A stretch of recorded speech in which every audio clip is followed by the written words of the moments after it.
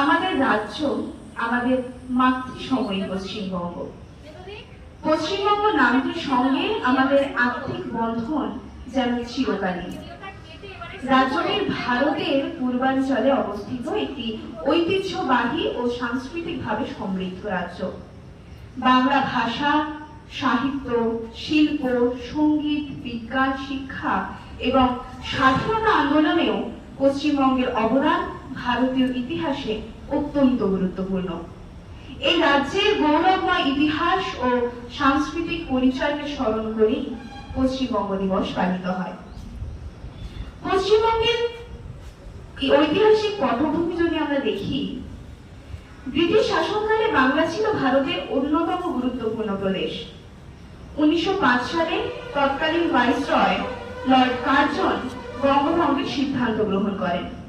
এর ফলে বাংলা যে দুটি ভাগে বিভক্ত হয়, তা পূর্ববঙ্গ ও আসাম এবং পশ্চিমবঙ্গ।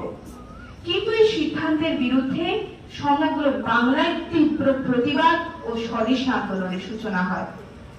জনমতের চাপে 1911 খ্রিস্টাব্দে বঙ্গভঙ্গ রদ করা হয়।